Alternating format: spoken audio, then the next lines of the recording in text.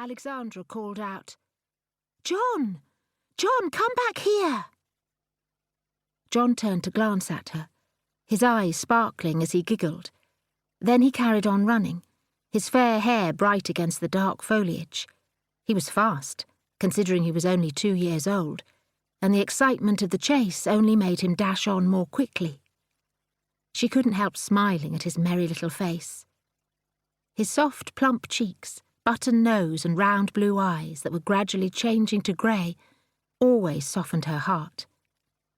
All she wanted to do was pick him up and smother that sweet, peachy skin with kisses. But she ought to be stern with him if he was going to learn to obey her. "John, do as you're told," she said firmly. "Be a good boy for Mummy." She walked quickly after him, wishing she'd worn something sturdier than her smart, square-toed, buckle-fronted leather pumps, which were pretty, but not at all designed for speed. They'd only come out to wander about the lawn, John on his new plastic tractor, but he'd climbed off and started exploring. After a time, he trotted off down the yew walk, stopping to inspect anything that took his interest, while she followed. Whenever she got near, he would straighten up and set off again, his pace surprisingly fast considering his short legs and little feet. At the end of the walk, those blasted gates were open, of course, the old wrought iron ones flanked by high pillars with stone owls sitting on top.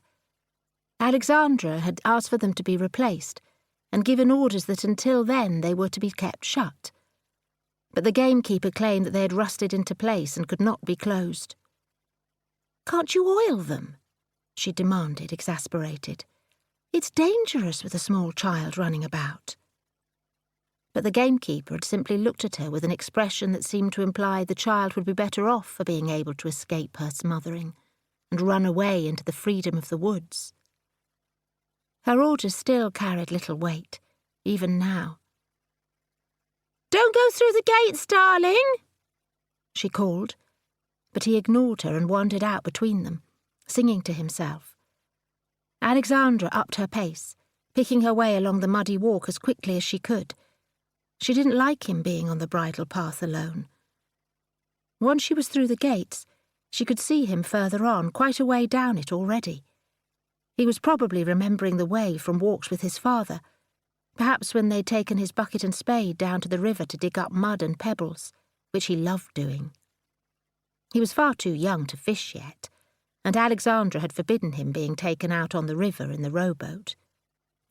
She herself hadn't been down to the river for a very long time. Not even the swimming expeditions in the summer, when it was cool and refreshing, could tempt her.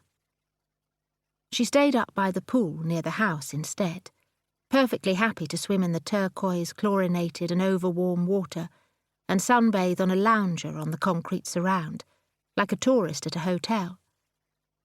The gamekeeper thought she was afraid of the woods, like some of the old men in the village who claimed that ghosts of Roman soldiers were clanking around in there.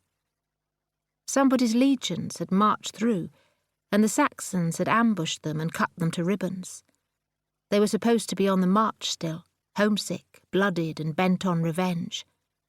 But she didn't believe all that, of course. Ghosts were absurd, and the wails and screeches that came from the woods at night were those of unfortunate rabbits, caught by a fox or in the metal teeth of those awful traps the keeper put out. The stories had no doubt been spread to scare away poachers.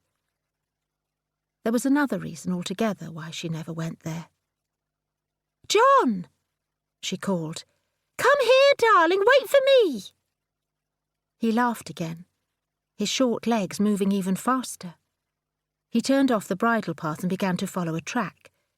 His red dungarees and white jumper were vivid among the dull wintry colours of the dead bracken, the black-leafed brambles and bare branches, and she saw his fair hair in bright flashes as he ran. She stepped in a patch of mud and slipped, catching her balance just in time to stop herself falling. Her snakeskin pumps and their gold buckles were spattered with black.